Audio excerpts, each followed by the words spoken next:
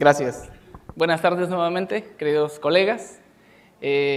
Gracias por nuevamente la invitación y la atención. El día de hoy vamos a ver un tema que ya ayer hicimos un poquito de intromix, hoy vamos a verlo un poquito con más profundidad. Se llama micosis subcutáneas y su diagnóstico por el laboratorio o en el laboratorio. Estas enfermedades que vamos a ver ahorita son de suma importancia ya que son características de climas tropicales como pues el de nuestros países. Vamos a ver también que algunas de las patologías que están asociadas a hongos están también asociadas a la parte laboral del paciente y a la región geográfica en la que el paciente se desenvuelve. Esto es de suma importancia porque, como vimos ayer, sospechar de lo que el paciente puede tener nos va a ahorrar tiempo, ¿sale? Nos va a evitar buscarle de todo al mismo tiempo, ¿sale? Muchas ocasiones nosotros no tenemos la información o cierta información de los pacientes, pues porque no tenemos el contacto directo con el paciente, ¿verdad? Es prudente que si el médico nos envía una solicitud, en esa solicitud pues nos proporcione información que a lo mejor nos pueda a nosotros como personal de laboratorio orientar acerca de lo que ahorita vamos a estar platicando, ¿sale? Muchas veces algunos médicos pues como que nos cortan la información, como que nos privan de esa información, ¿no? Dicen que ellos son los que tienen, digamos, la última palabra a veces y que nosotros no, casi que no nos incumbe esa información, pero es útil para nosotros. Ahorita vamos a ver cómo impacta eso, ¿vale? Espero que esta presentación les guste, les interese, no les den mucha fobia a las fotos, que a veces sí son un poquito de alto impacto, ¿sale? Entonces vamos a empezar. Gracias nuevamente por su invitación. Ya les presentamos nuestras redes sociales. Ahí a veces publicamos algunas fotografías, publicamos algunos casos, publicamos pues, algunas infografías. Casi no nos gusta usar mucha inteligencia artificial. Tratamos de que la información pues, sea pues, como más original. Si de esas fotografías algunas les sirven o les gustan o lo que sea, pues de ahí con toda confianza las pueden bajar. Tratamos siempre de que esta información sea nuestra para que pues, esté también al alcance de ustedes y para que ustedes la puedan utilizar pues, con toda la confianza, ¿sale? No nos gusta ponerles marca de agua ni eso, pues porque el conocimiento es para todos. Ese conocimiento ya está establecido y pues nosotros nos gusta compartirles eso, pues porque a veces uno anda buscando una fotografía y tiene una marca de agua y propiedad del doctor fulano de tal. Está bonita la foto, pero tiene algo encima, entonces ya no sirven nuestros propósitos. Si esas fotos les gustan, les funcionan, con toda confianza pueden tomarlas. Si tuvieran algún caso que quieran que los apoyemos y está en nuestras manos, con toda confianza, ahí escríbanos y en medida que tengamos oportunidad, les contestamos, ¿vale? Bien. Las micosis están a grandes rasgos divididas de esta forma para su estudio. Vamos a tener micosis superficiales, oportunistas, subcutáneas, profundas y algunas que vamos a llamar pseudomicosis. El día de hoy nos vamos a enfocar a las micosis subcutáneas, ¿vale? Bien.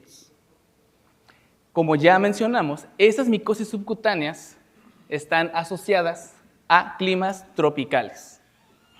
La humedad y el calor siempre van a ser dos factores que van a promover el crecimiento y el desarrollo de los hongos, ¿sale?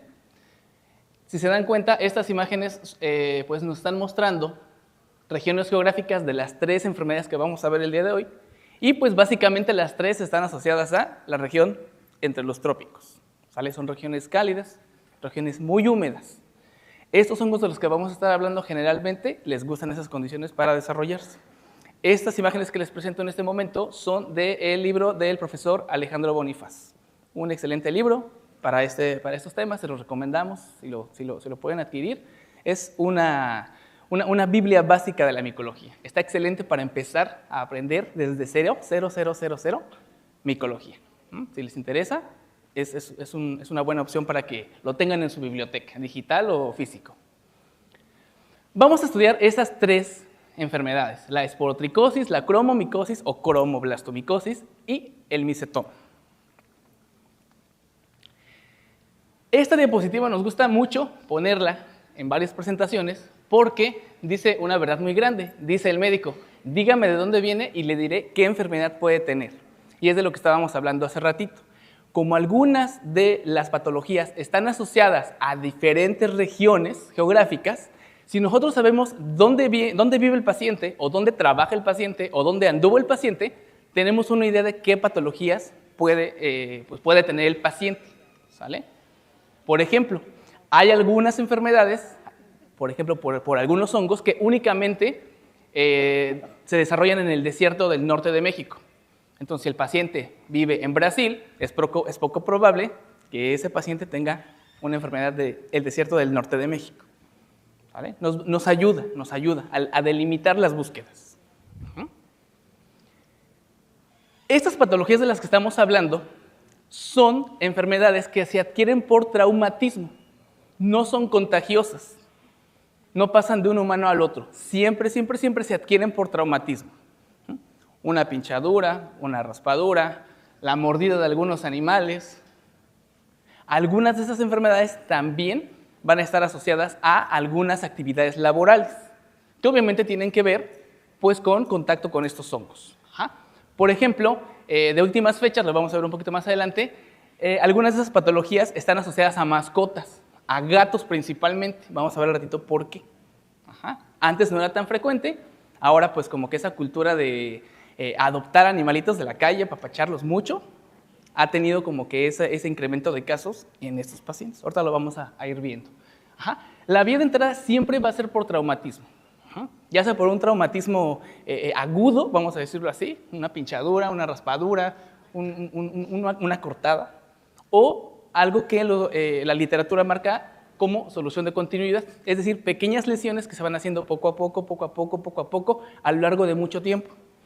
Por ejemplo, tenemos allá arriba a una persona que está cargando caña. Hoy carga, porque ese es su trabajo, los rollos de caña. Y mañana otra vez. Y pasado mañana otra vez. Y pasado mañana otra vez. Esas pequeñas lesiones que él se va haciendo a lo largo del tiempo también pueden ser vía de entrada importante para estos hongos. No es que se haga una cortada necesariamente en ese momento, sino que poquito a poquito se va generando el inóculo. ¿Sale? Entonces vamos a tener dos formas de adquirir las enfermedades, por traumatismo agudo o por solución de continuidad. ¿Sale? Dice esta otra diapositiva, dígame a qué se dedica y le diré qué enfermedad puede tener. Otra información que es prudente pedirle al médico o al paciente si lo tenemos enfrente es a qué se dedica, ya que algunas de esas patologías van a estar asociadas, además de regiones geográficas, a actividades laborales. ¿Sale? ¿Por qué? Pues porque estos hongos van a estar presentes en determinados materiales, principalmente vegetales, secos o frescos, y el contacto con esos materiales va a exponer al paciente a esos hongos y a esas enfermedades. ¿Sale? Bien. Esta ilustración que les pongo ahorita es, a grandes rasgos, una ilustración en la que estamos representando cuáles son los principales agentes etiológicos de esas tres enfermedades. Tenemos el complejo Sporotic-Schenck, que es causante de la esporotricosis, por supuesto. Cuidado. Tenemos de este lado, abajo, a Fonseca pedrozoy, a Cladophilofora carrioni y a Filophora verrucosa, a Cladosporium carrioni, y a Filophora verrucosa como agentes de la cromomicosis, y de este lado tenemos pues, una lista un poquito más amplia de agentes asociados al micetoma.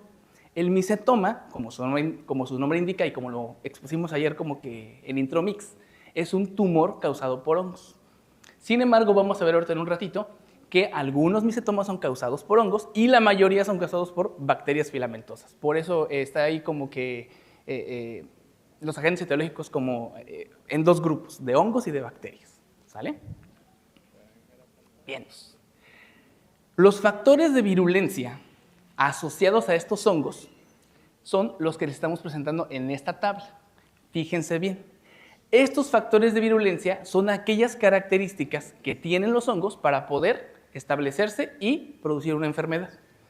Es como su power para poderse implantar en un paciente, atacarlo, destruir tejido y establecerse en ese otro ser vivo. Estos factores de virulencia van a ser muy importantes.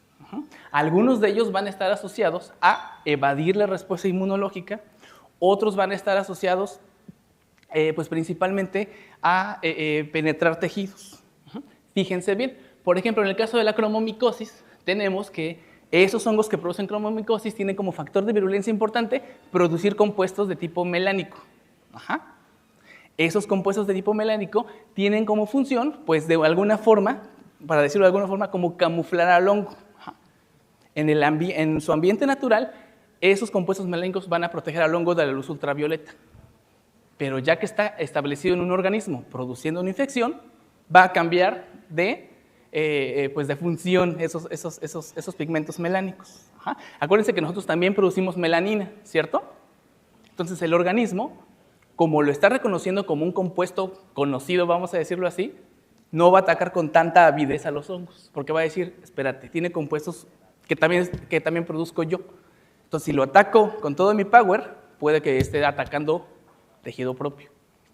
Es como un camuflaje, vamos a llamarle, ¿sale? ¿Qué otro factor de virulencia importante tienen los hongos de la cromomicosis? Y en general todos estos hongos de estas enfermedades.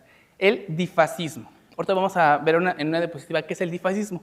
Es básicamente un cambio de forma de los agentes citológicos cuando están en su ambiente natural y cuando pasan a estar generando una infección, cambian sus estructuras, cambian su forma. ¿Para qué? Pues otra vez, para camuflarse, para confundir al sistema inmunológico, para evadir respuestas inmunológicas. ¿Sale? Hablando de la cromomicosis también y de los demás hongos que tenemos de este lado, las exodespolimerasas son otro factor de virulencia importante. Las exodespolimerasas son compuestos que los hongos van a producir. Exo es pues, hacia afuera. Despolimerasas es enzimas que rompen compuestos y que el hongo pues, libera. Esas exodespolimerasas básicamente son enzimas que van a degradar tejido. ¿Qué tejido? Depende de la enzima. Puede degradar músculo, puede degradar tejido graso, puede degradar tejido óseo. Entre más enzimas contengan estos organismos, más va a ser su capacidad de penetrar en tejidos y destruir tejidos y causar, por supuesto, que pues, daño al paciente. ¿Sale? Vientos. En la columna central de la esporotricosis, pues estamos repitiendo algunos factores de virulencia que también tienen los de la cromomicosis. Y en la columna del micetoma, tenemos también ahí pues unos factores de virulencia pues, parecidos, comparten esas características. ¿Sale? Vamos ahorita a profundizar un poquito más acerca de algunos términos. En esta diapositiva les explicamos pues, a grandes rasgos a qué se refiere el difascismo fúngico. El difascismo fúngico es un fenómeno fúngico en el cual los hongos que son filamentosos en su ambiente natural van a cambiar sus estructuras a estructuras no levaduriformes. Es decir, si yo aíslo al hongo en su ambiente natural, voy a aislar filamentos. Pero si aíslo ese hongo de un paciente, ya no voy a aislar filamentos, voy a aislar, por ejemplo, en este caso, esférulas, o en el caso de abajo, granos. ¿Sale? Son estructuras diferentes y esas estructuras diferentes se producen pues, para evadir la respuesta inmunológica. Es el mismo hongo, pero está en una forma en su ambiente natural, está en otra forma cuando está produciendo una infección. Eso es básicamente el difascismo fúngico. ¿Sale? Y es por supuesto que muy importante.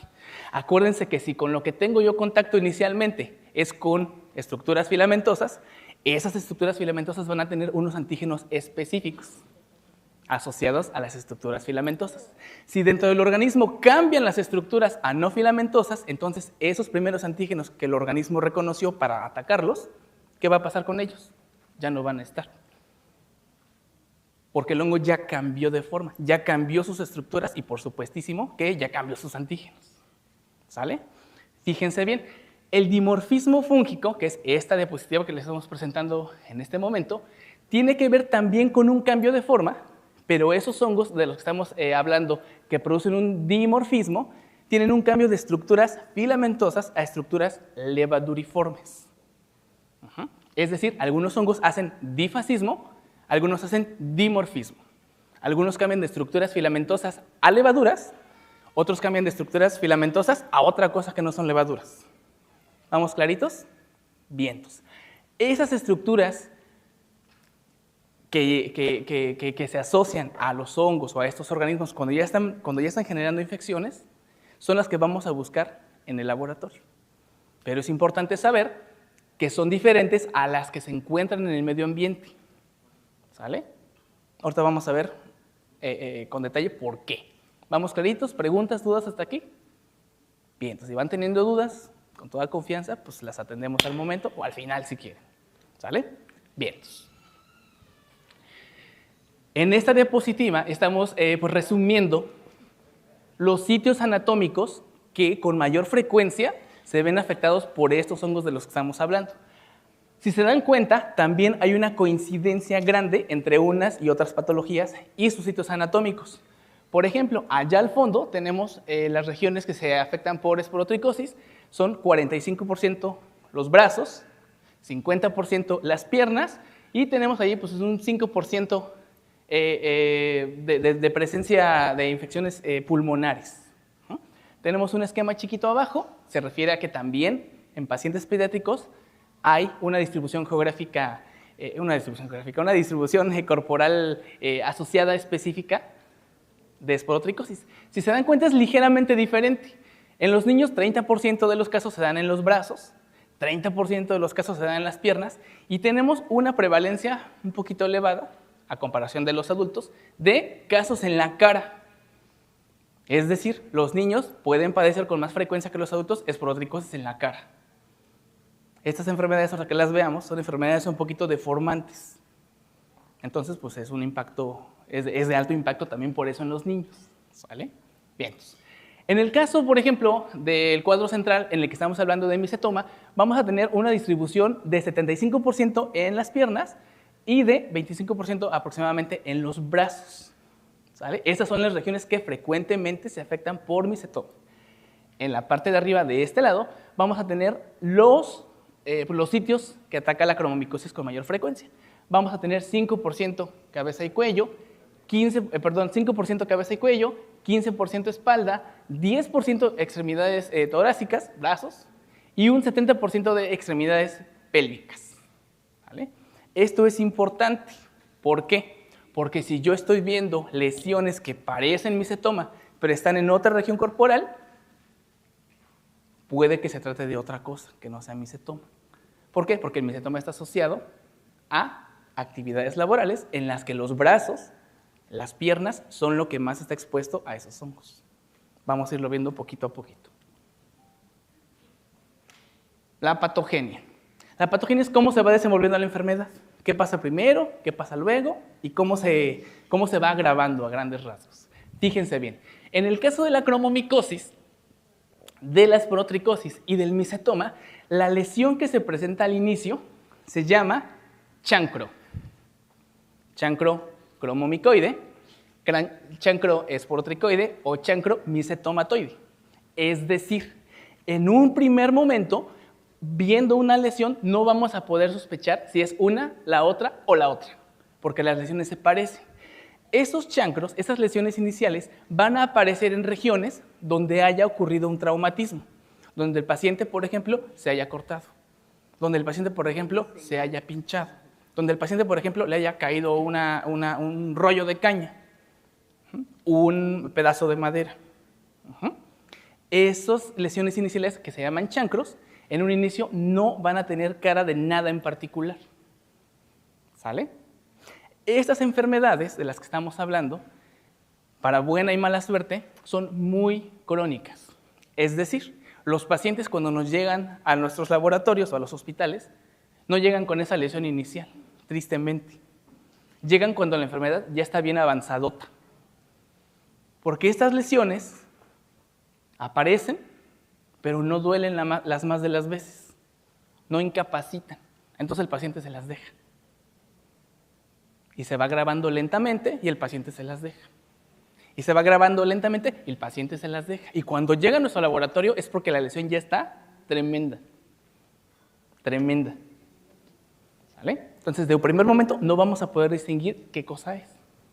Pero a ese nivel generalmente no vamos a ver pacientes. Es lo bueno. Fíjense bien, en el caso de la cromomicosis, conforme va agravándose, ese chancro inicial va a tornarse en una costra, una lesión escamosa, que va a tener un puntilleo negro. Ese puntilleo negro es característico de la cromomicosis. Ese puntilleo negro sobre una lesión escamosa es característico de la cromomicosis. A ese nivel ya tiene cara de cromomicosis. Ya puedo sospechar que puede ser esa enfermedad y no las otras, porque ese puntilleo negrito es característico de la cromomicosis. La cromomicosis es una enfermedad que generalmente es súper seca. No se va a tejido profundo, sino que al contrario, como pueden ver en la última diapositiva del cuadro de la cromomicosis, se genera una lesión como elevada, como sobre el tejido. Parece como un chicharrón pegado en ese pie, si se dan cuenta. No profundiza, como que se va elevando. Y por supuesto que esa lesión final de la cromomicosis pues conserva ese puntilleo negro. Ese puntilleo negro va a ser súper característico y es de donde vamos a tomar las muestras. Ya dijimos ayer que ese tipo de muestras se toman pues, por un raspado, ¿verdad? Se toma un raspado con un portaobjetos, se coloca en otro portaobjetos y ¿cómo lo tratamos? Con KOH, ¿verdad? Y tan, ¿sale? Fíjense bien, en el caso de la esporotricosis que tenemos al centro, después de que aparece el chancro inicial, donde se hizo la lesión inicial, la evolución de esa patología va a tornarse en lesiones que, dependiendo de la región afectada, se van a describir, pues sí, a describir básicamente como lesiones que son ascendentes y escalonadas. Es decir, donde el paciente se generó la lesión, se va, por supuesto, que aparecer el chancro inicial, pero después, más arriba, en el caso, por ejemplo, del brazo, va a aparecer una zona limpia, sin lesiones, y luego otra lesión. Y luego una zona limpia, y luego otra lesión. Y luego una zona limpia, y luego otra lesión. No va a ser una sola lesión, pero van a estar escalonadas y ascendentes siempre. Esas lesiones se van a detener antes del ganglio más grande, más cercano al tejido afectado. ¿Dónde está, por ejemplo, en el caso de un brazo, el ganglio más grande? En la axila, colega, en la axila, ¿verdad? Entonces, si el paciente se lesiona una mano, yo voy a ver lesiones escalonadas y ascendentes hasta antes de la axila. Ahí está el ganglio más grande, se va a limitar estos organismos a no llegar al ganglio mayor. Si es en una pierna, colega, ¿dónde está el ganglio más grande? En la ingle, colega, en la ingle. Si la lesión fuera en una pierna, como la que tenemos allá al centro, se ve un poquito pequeña, esa es una cromomicosis familiar, le llaman, que varios miembros de la familia la tienen porque todos se dedican a lo mismo y porque todos viven en el mismo lugar, en el mismo ambiente. En el caso de una esporotricosis en una pierna, por ejemplo, si la lesión fue en el pie, el paciente pisó una rama con esos organismos, se inoculó por traumatismo, apareció el chancro en el pie y se van a empezar a generar lesiones ascendentes y escalonadas hasta antes de la ingle. Si se dan cuenta, nada que ver con las características de las lesiones de la cromomicosis. En un inicio no podemos saber qué cosa es eso, pero conforme la patología avanza, va adquiriendo características propias. Les repito, afortunadamente es difícil que nos lleguen estas patologías con poco tiempo de evolución. Ya cuando llegan es cuando ya los pacientes ya están bien manifestados. ¿Sale? Bien. Fíjense bien, el micetoma que tenemos al fondo, la primera ilustración que tenemos arriba es un pie con un chancro micetomatoide. Y fíjense la diferencia entre la primera foto y la segunda foto. Parece un pie inflado, ¿verdad? Parece un globo inflado. Nada que ver con las características de la cromomicosis y nada que ver con las características de la esporotricosis. El micetoma se va a caracterizar por que el tejido, después de que se produce el chancro inicial, durante la evolución va a generarse una tumoración, va a haber un aumento de tamaño de esa región que se está afectando. Va también a fistulizarse. Esa lesión va a aumentar de volumen y ese tumor se va a empezar a fistulizar. Y de esas fístulas va a empezar a drenar un material seroso. Nada que ver con la cromomicosis, nada que ver con la esporotricosis. El micetoma generalmente, ahí donde se produjo la lesión inicial, ahí se va a empezar a extender. No se va a ir para otros lados generalmente, o va a tardar mucho en ir avanzando a otras regiones corporales. Se va a manifestar ahí donde estuvo la lesión inicial. ¿Sale? Fíjense bien, por ejemplo, la imagen final que tenemos del micetoma, pues ya está avanzando sobre una extensión amplia, pero ese avance, esa evolución tarda años. Cuando estos pacientes nos llegan al laboratorio con unas lesiones así de intensas y les preguntamos, ¿cuánto tiempo tiene con su lesión? El paciente dice, como 10 años. ¿Y cuándo pensaba que era buen momento para ir al médico? Es la pregunta del millón, ¿no? ¿Y se diseminan por vía hematógena? Sí se diseminan por vía hematógena. Y el paciente dice, pues es que como no me duele, pues no, ¿para qué voy si no me duele? No me incapacita. Así con esa pierna, así como se ve ahí llena de lesiones, así puedo ir a trabajar. Si de pronto mojo el pantalón, porque pues está generándose material que sale de la... Pero pues, ahorita ya me preocupa porque ya no me cabe el pantalón, entonces ya no puedo ir a trabajar. O ya no me entran los guaraches, porque ya tengo el pie así, entonces ya me preocupa. No es que me duela, es que ya no puedo trabajar, después de 10 años. Esas patologías así son. Y así son esos pacientes. Como no incapacita, como generalmente no duele, se lo dejan mucho tiempo. Y les comento, esos casos ustedes cuando les lleguen, generalmente ya les van a llegar avanzados. Bien, ¿vamos claritos? Bien. Abordaje de los casos. Ya vimos más o menos cómo son las lesiones y obviamente, dependiendo de cómo estemos observando las lesiones, vamos a empezar a sospechar si es una cosa o es la otra. ¿Vale? Fíjense bien, vean estas lesiones.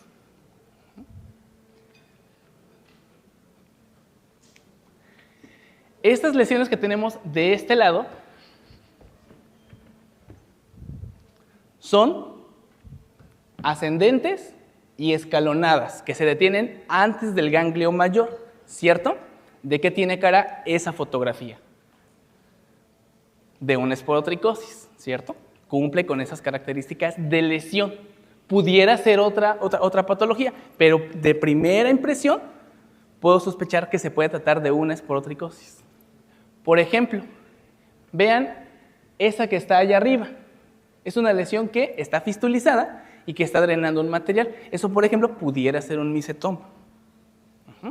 Esta ya se las había enseñado anteriormente. Es una lesión muy pues seca, costrosa, escamosa, con un puntilleo negro. Puedo sospechar de que eso es una cromomicosis. Esta, por ejemplo, igual hay un aumento de volumen en la espalda y hay una secreción que está saliendo de esas lesiones. ¿De qué tiene cara? Podría ser un micetoma, aparte por la región en la que se está presentando. Aquí hay que apelar a varias cosas. ¿A dónde vive el paciente? ¿A qué se dedica el paciente? ¿A dónde está ubicada la lesión? ¿A qué características tiene la lesión? Vean, por ejemplo, la imagen central de arriba es la cara de un niño. Esas lesiones que tiene ese niño en su carita son lesiones pues también ascendentes, escalonadas, que se detienen antes de los ganglios mayores. ¿Dónde están los ganglios mayores? En la cara o en la cabeza. En el cuello, colega, en el cuello. Generalmente los niños adquieren esporotricosis en la cara, pues porque los niños andan jugando, por ejemplo, con los animales, o jugando en la tierra, o jugando en las hierbas, se cortan, se raspan, se arañan, los muerde el gato, los muerde una lagartija, los muerde la iguana que tienen de mascota, los araña el hurón que le compró la mamá, y esas lesiones pueden generarles esas patologías. ¿Por qué? Pues porque esos animales están en contacto con el suelo, y en el suelo es probable que haya estos organismos. Eso en adultos casi no pasa. Bueno, solamente en adultos que besan a sus mascotas y los dejan que se hacen sus tatuajes felinos, ¿no? Puede estar presentándose una patología de esta si el gato, por ejemplo, anduvo en la calle, o el gato anda en la calle, luego se mete y me araña. Es frecuente, ¿sale? En los niños, si se dan cuenta, como es en la cara, imagínense, si deforma un brazo de un adulto, si deforma una pierna de un adulto, imagínense lo que puede hacer con la cara de un niño. Estos hongos tienen una batería enzimática muy potente, degradan tejido de volada y degradan tejido bien variado. En la cara, por supuesto, de los niños, la esporotricosis suele ser deformante. Se le da el tratamiento al niño, se le quitan los hongos al niño, pero las lesiones ahí se quedan. Y requieren una cirugía reconstructiva para lograr salvar pues, un poco del aspecto del tejido. Estas patologías generalmente ocurren en gente que trabaja en el campo y que generalmente no tienen dinero pues, para una cirugía estética.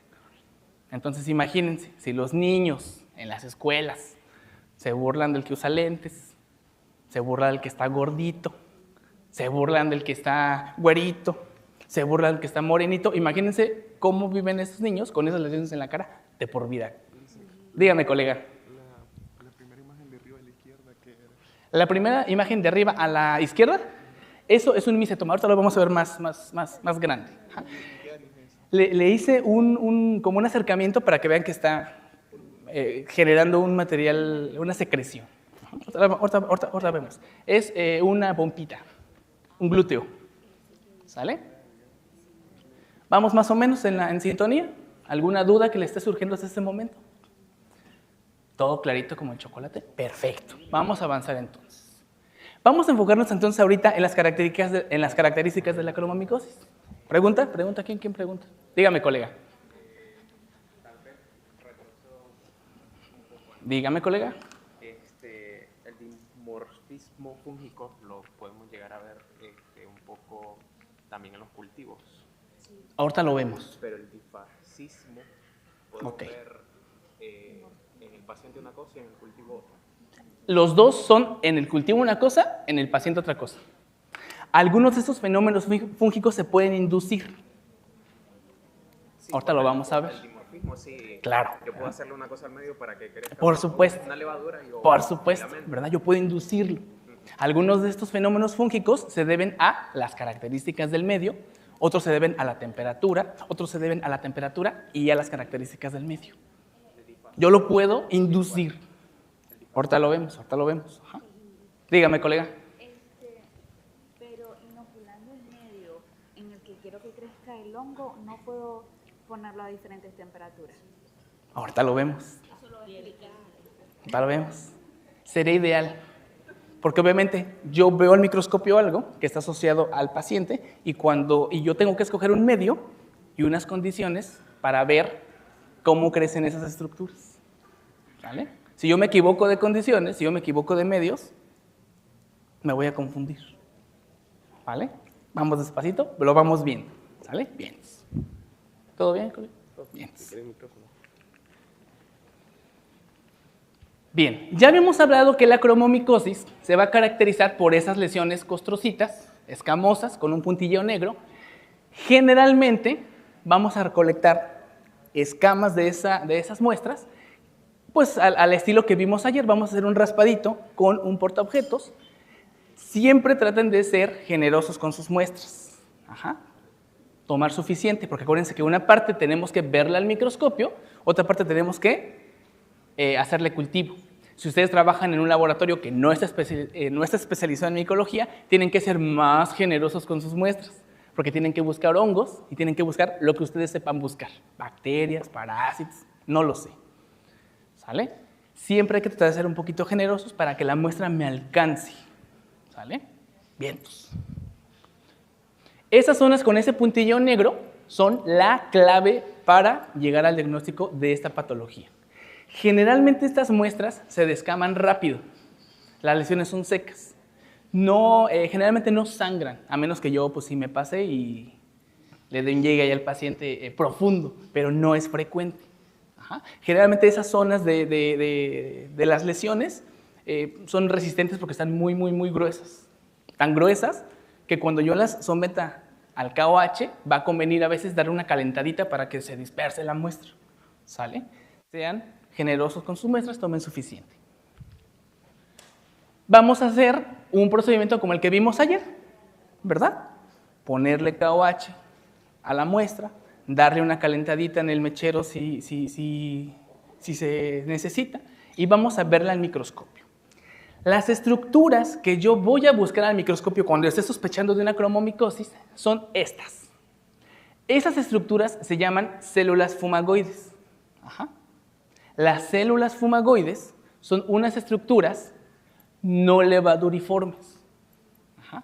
Todos los agentes etiológicos de la cromomicosis son filamentosos en el ambiente en el que se encuentran naturalmente. Cuando generan una infección en un paciente, esas estructuras filamentosas cambian a estas estructuras no levaduriformes.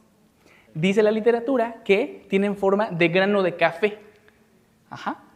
Producen compuestos melánicos, por eso son cafecitas, y tienen en medio un septo. Ajá. Generalmente se aprecian de esta forma, en cúmulos. El KOH no les va a hacer nada, no las va a destruir. ¿Sale? Al contrario, el KOH me va a degradar todo lo que está ahí, el tejido que está, en el que están embebidas, y las voy a poder ver perfectamente con KOH, así como se ven ahí. ¿Sale? ¿Vamos claritos? Bien. Cuando yo divido la muestra para el cultivo y para pasar al microscopio, debo cultivar estas muestras en búsqueda de hongos, aparte de su batería que ustedes usen, por supuesto, en un agar Sabouraud. Se puede utilizar un agar que se llama agar micocel. El agar micocel es un agar Sabouraud con antibióticos. Es más caro, pero tiene una ventaja. Esos antibióticos nos van a impedir el crecimiento de todo lo que venga acompañando a esos hongos. Estas muestras, si se dan cuenta, pues son muestras que están en contacto con el ambiente, están por fuera del paciente. Entonces, generalmente, además de traer hongos, va a traer bacterias. Si yo utilizo, por ejemplo, un Sabouraud, puede que el Sabouraud no me inhiba las bacterias y que me crezcan más rápido las bacterias y que no logre hacer el aislamiento de estos hongos. Un inconveniente que tienen también estos hongos es que crecen muy lento. Muy lento. Tardan 3 o 4 semanas en verse así. ¿Cuánto tiempo dejan ustedes sus agar Sabouraud incubando o para observación? En general, el Sabouraud. ¿En cuánto tiempo? Ajá, ¿cuánto tiempo? O sea, usted siembra un Sabouraud, lo deja a incubarse, ¿qué tiempo le da de estudio?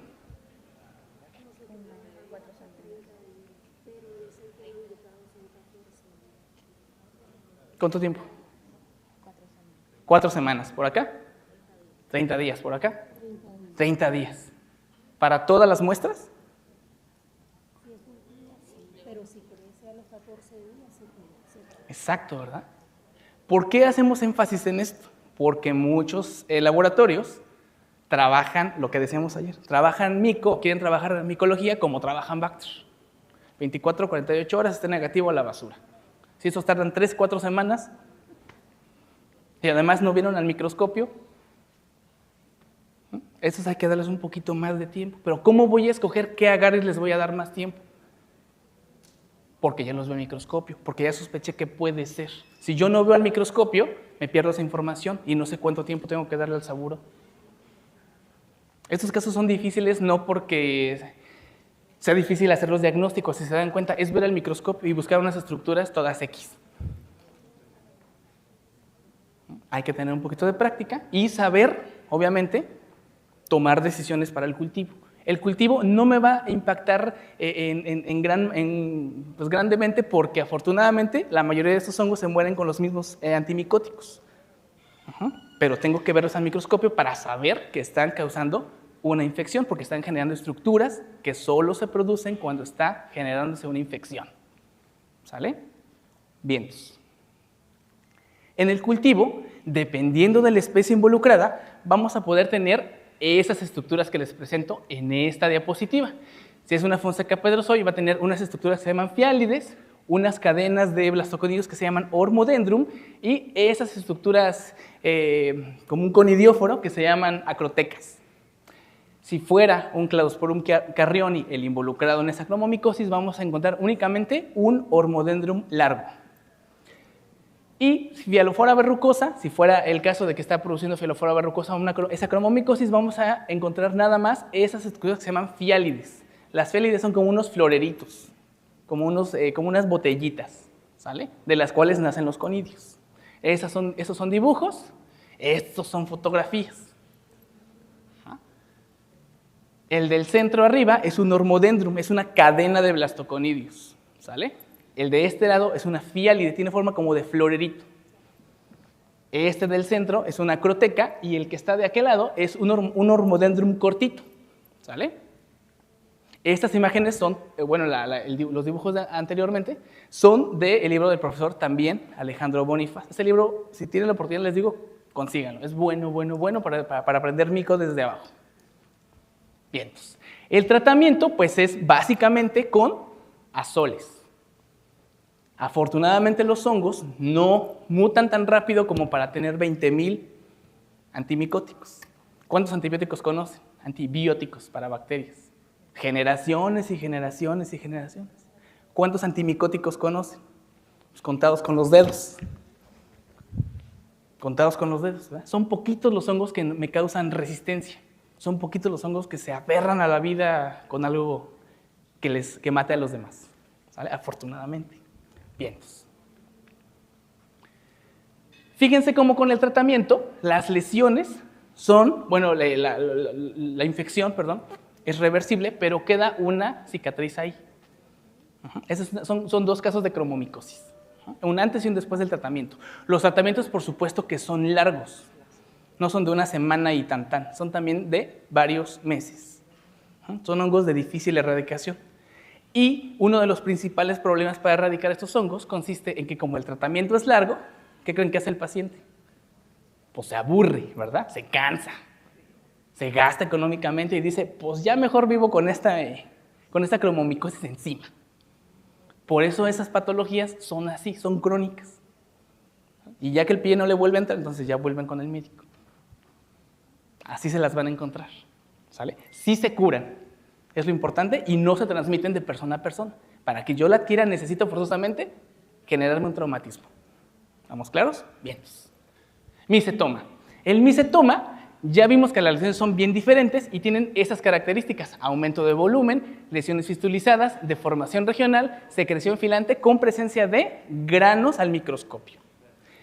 Ese paciente es un paciente que se cayó de una camioneta, se hizo una lesión en un glúteo y conforme el tiempo avanzó se le generaron esas lesiones que cumplen con esas características. Si están cerradas las lesiones se pueden como pellizcar como si fueran barritos, sale esa secreción y en esa secreción busco los granos al microscopio. Acuérdense que cuando estoy sospechando de un micetoma no es conveniente que yo use KOH.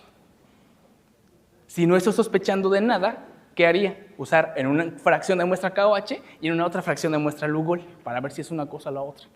Acuérdense que el micetoma es causado por bacterias en las más de las veces y si yo someto a esos granos de bacterias a KOH, esos granos se disgregan y los pierdo y ya no los veo. ¿Sale? Si no están sospechando adecuadamente, si les hace falta todavía la práctica de sospechar fuertemente de que una patología sea una o la otra, hagan las dos. Hagan las dos técnicas, una con KOH, una con Lugol. ¿Sale? Acuérdense que estas no son escamas, esta es una secreción, que si no está saliendo solita, pues yo la pico y la saco. ¿Sale? Vientos. En esas secreciones yo voy a buscar... ¡Oh, demonios! Bueno, aquí tenemos otras fotografías que ya les hemos mostrado. Cumplen con las características de micetoma: aumento de volumen, lesiones fistulizadas y secreción de material que al microscopio generalmente tiene granos. Los voy a buscar. ¿Sale? Este diagramita es a grandes rasgos como se haría un seguimiento cuando hay sospecha de un micetoma. El micetoma es causado por bacterias y por hongos. ¿Sale? Entonces, fíjense bien. La muestra que yo tengo la voy a dividir por lo menos en dos partes. Por lo menos en dos partes.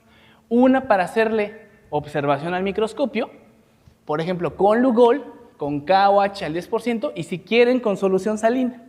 Si quieren. Esas son técnicas que así vienen descritas en el libro. Pueden hacer las tres. Si pueden hacer nada más la de Lugol y el KOH, está perfecto. A esta primera muestra yo le hago el examen directo, busco las estructuras que tienen forma de fetito, Y si están positivas, es decir, si sí las encuentro, entonces describo los granos y clasifico el micetoma si es por hongos o por bacterias. Si no encuentro granos al microscopio, seguramente es otra cosa diferente al micetoma, porque esos granos son específicos de micetoma. Si yo no los encuentro al microscopio, lo más seguro es que sea otra cosa. ¿Sale? La siguiente fracción de la muestra que yo voy a utilizar para los cultivos, tengo que evaluar, tengo que saber, tengo que recordar que el micetoma es causado por hongos y por bacterias. Entonces, ¿en qué medios tengo que sembrar? En medios para aislar hongos y en medios para aislar bacterias. Las bacterias asociadas al micetoma son generalmente bacterias filamentosas, son actinomicetos, son nocardias. Son bacterias que crecen lentamente, son primas de las micobacterias, algunas son ácido alcohol resistente parciales, entonces son también bacterias difíciles de aislar. Crecen lentamente, no me crecen en cualquier medio. Entonces yo no me puedo esperar hasta el cultivo, porque el diagnóstico lo puedo hacer al microscopio, en 5 minutos con experiencia. Poco a poco van a irla adquiriendo, ¿sale? ¿El cultivo para qué me va a servir? Pues obviamente para, si yo necesito, por ejemplo, hacer otras pruebas complementarias con las cepas, tener las cepas aisladas. Voy a requerir por lo menos un agar dextrosa de saburo para aislar hongos, un BHI para algunos tipos de bacterias asociadas al micetoma y por supuesto que, si está en sus manos, un Lowenstein-Jensen para aislamiento de esos otros organismos, Actinomadure, por ejemplo, Streptomyces, Nocardia. Si se dan cuenta, el micetoma, abordarlo por cultivo es caro, para empezar, y arriesgado.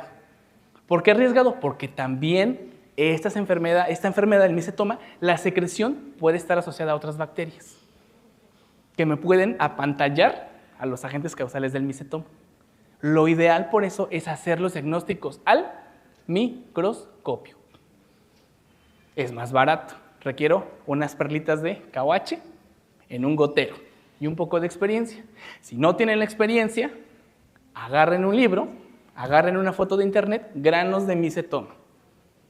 Los veo en mi celular y los busco en el microscopio. Si no tengo la literatura, sí tengo internet. Todos tenemos internet, ¿verdad? Generalmente a la mano. Bien, entonces, esa es una buena forma de irse aproximando. Si no tienen la literatura completa, busquen una imagen, hagan comparaciones. Acuérdense que no todo en la ciencia, no todo en el diagnóstico, no todo en el laboratorio es aprenderse todo. Pero tengo que saber dónde consultar si tengo una sospecha. Tengo que tener una fuente confiable donde yo me pueda acercar. Esto como que se parece a una leishmania. Voy a ir y busco en una fuente confiable y hago una comparación. Esto como que se parece a una cromomicosis. Voy a una fuente confiable y hago una comparación. ¿Sale? Bien. ¿Preguntas, dudas? Ya vamos a acabar, ¿eh? Bien. Ya dijimos que buscamos esas estructuras con forma de fetito y estas son las colonias que podemos encontrar, por ejemplo, en un agar sangre. El agar sangre está, por supuesto que, pues contraindicado para sembrar estos organismos porque si hay otras bacterias ahí que crecen a las 24 horas, no me van a dejar ver lo que yo quiero que crezca en 3 semanas. Lo ideal es un Lowenstein-Jensen, pero no todos tenemos acceso a un Lowenstein-Jensen. Lo bueno es que esto lo diagnosticamos al microscopio. Bien. Algunos granos asociados a bacterias, por ejemplo este que se ve como rojito, está asociado a un Actinomadure pelletieri y tiene esa coloración rojita. ¿Sale? Ese es por bacterias. Algunos otros granos van a estar sin color característico, pueden pertenecer a otras especies de actinobacterias. ¿Sale? De primer momento tengo que buscar los granos y describirlos. Si tienen algún color característico, por ejemplo, qué forma tienen. Algunos son redondos, otros tienen forma como de fetito. Los de nocardia tienen forma de fetito. Los demás generalmente son redondos. Bien, aquí tenemos un cuadro más o menos de cómo se hacen las clasificaciones. Y obviamente si yo logro tener el cultivo aislado, puedo hacerle una tinción de Zinn-Nielsen y comprobar que son bacterias filamentosas, que son parcialmente ácido alcohol resistentes o no ácido alcohol resistentes, pero pues eso ya es pedir demasiado. Mucho pedir. Ajá. Si yo las logro ver al microscopio de la muestra, con eso basta para hacer un buen diagnóstico y con eso debería bastarle al médico para saber cómo proceder. Bien, ahí tenemos algunos granos de hongos negros, de hongos hialinos. Obviamente, si el micetoma es producido por un hongo y ese hongo además es un hongo negro, voy a ver granos negros que producen un pigmento melánico. ¿Sale? Bien. Tratamiento depende del agente etiológico. Si el agente etiológico es una bacteria, tengo que dar antibióticos para bacterias. Si el micetoma es causado por hongos, entonces ahí tengo que ver un tratamiento con antifúngicos. ¿Cómo voy a saber si es uno u otro? Depende de las clasificaciones de los granos. Y de ahí la importancia de lograr hacer la discriminación de uno u otro micetoma al microscopio. ¿Sale? ¿Por qué? Porque como vieron en la diapositiva anterior, en el caso de los actinomicetomas, de micetomas por bacterias, no está indicado que el médico corte, por ejemplo, una pierna si la pierna ya está muy mal, porque vuelve a generarse en el muñón lesiones de micetoma. Y luego le corta hasta la ingle, y ahí en la ingle vuelven a salir lesiones de micetoma, entonces ya después le corta la mitad del cuerpo. Pues no, ¿verdad? Hay que ser, o sea, todo eso tiene un porqué. Tiene un porqué. Bien. En caso de micetomas causados por hongos verdaderos, si la región ya está muy afectada y requiere amputarse, pues se puede hacer con un poco más de seguridad porque no va a ocurrir lo que ocurre con las actinobacterias. Los hongos crecen un poquito más lento, tienen otras características y tienen factores de virulencia que no permiten que se genere una nueva lesión cuando hay una amputación. ¿Sale? Bien, vamos a ver la última, que es la esporotricosis. Ya dijimos que esa patología tiene como característica producir lesiones escalonadas, ascendentes, que se detienen antes del ganglio mayor. Eso es lo que yo voy a ver, o con lo que el médico tiene que ver para sospechar y decirnos, a esta muestra que le voy a mandar parece una cromomicosis. ¿Sale? Una esporotricosis, perdón, no, una cromomicosis o un micetoma. Esta patología es de las pocas micosis que no se puede hacer un diagnóstico con KOH. No se puede hacer un diagnóstico al microscopio, porque las estructuras que se producen cuando está ocurriendo una esporotricosis son estructuras levaduriformes, que además son escasas en las lesiones y que se pueden confundir con otras levaduras. Entonces, generalmente, el KOH no me va a servir. Una tinción de Gram no me va a servir, porque voy a ver ahí unas levaduras, pero no voy a estar seguro que sean de una esporotricosis. Esta patología se hace su diagnóstico a partir de reacciones intradérmicas. ¿Sí conocen el PPD? Es una reacción parecida, obviamente con antígenos de Sporotrix. ¿Sale? Bien. Vean, por ejemplo, la imagen del centro. Tenemos, pues obviamente, lesiones, como decía la colega, se detienen antes del ganglio mayor, y ese ganglio mayor está en el cuello. A ese niñito, o a esos niños, ya dijimos, generalmente los arañan los gatos en la cara, los muerde la mascota, etc. ¿Sale? Bien. Vean, por ejemplo, estos animales tienen también esporotricosis. La esporotricosis además puede atacar a las mascotas. Y de últimas fechas hemos estado viendo más y más y más casos, por lo menos en México y en algunos otros países vecinos, pues porque está esta cultura de adoptar a los animalitos de la calle. No sabemos dónde anduvieron esos animales. ¿Sale? Y cuando llegan al veterinario traen estas lesiones. Dicen, ¡ay, está roñosito el animal, pobrecito! Tiene hongos en su carita. Le dan tratamiento y no se les quita, porque es una esporotricosis loca la que traen ahí encima. ¿Sale? Vean, por ejemplo, estos son videos. Ven que los gatos les ponen una cámara así como para andar viendo dónde andan. En esas peleas de gatos es donde pueden ellos adquirir esos organismos y después llegan a la casa pues ya todos con lesiones. Empiezan a desarrollar lesiones. Es cada vez más frecuente. Más en gente que recoge animales de la calle. ¿Sale? Siempre recoger animales de la calle puede exponerlos a hongos. Acuérdense que hay dermatofitos que atacan animales y luego yo cargo ese animal, lo llevo a mi casa, al rato yo ya traigo yo los hongos. Es bien frecuente, tengan cuidado. Si les gusta la cultura de adoptar animales de la calle, llévenlos primero al veterinario, que los examine, ¿sale? Para que ya los puedan tener en la seguridad de su casa, en la seguridad de su cama, ponérselos en el pecho, si quieren, ¿Vale? Tengan cuidado. Acuérdense que exponerse a animales de la calle puede exponerlos a otras cosas. Bien, ya vamos a acabar. ¿Preguntas, dudas de lo que hemos visto?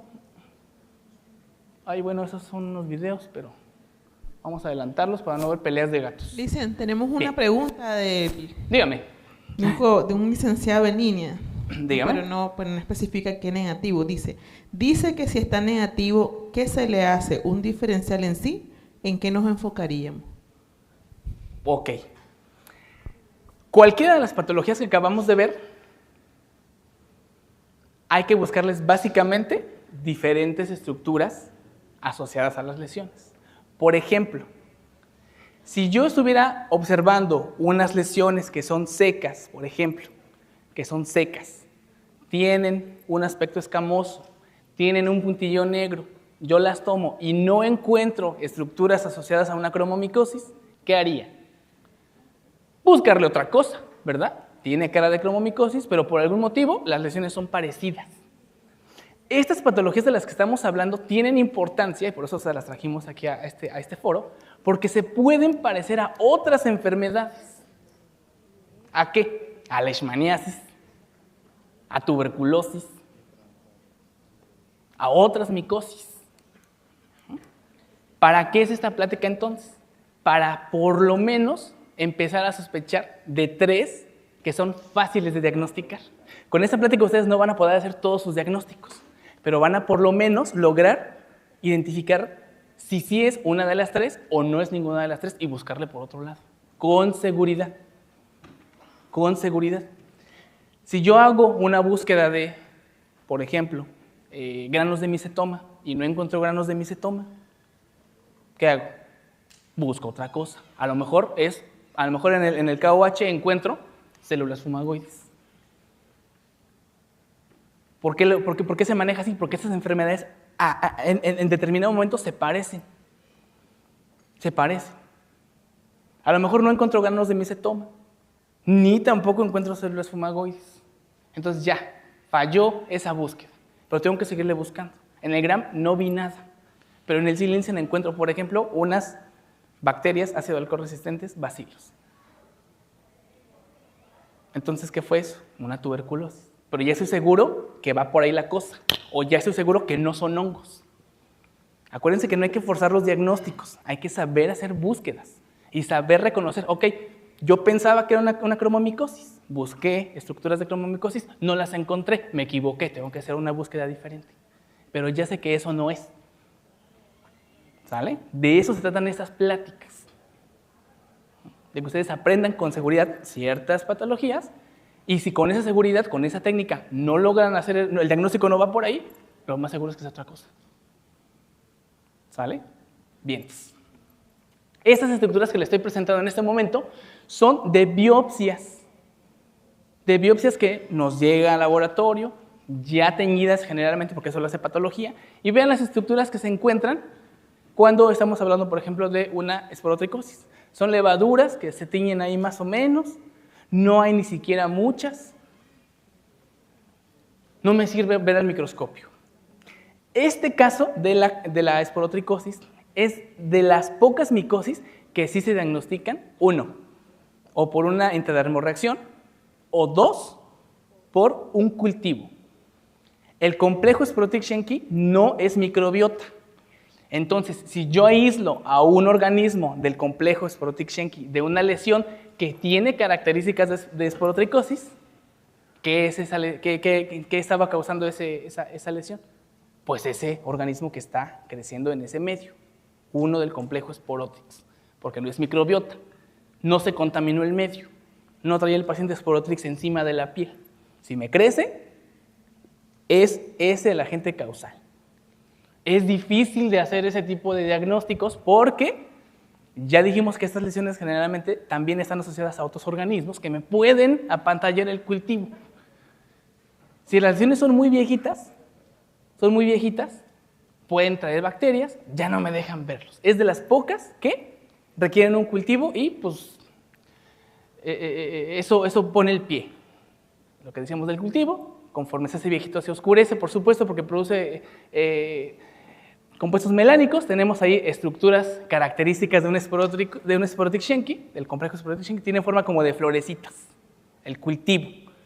Se puede diagnosticar inmunológicamente, se hace mediante intradermorreacción con esporoticina micelial, es un compuesto que lo venden ya preparado, se hace la aplicación, es intradérmica, y se mide qué tanta reacción tiene.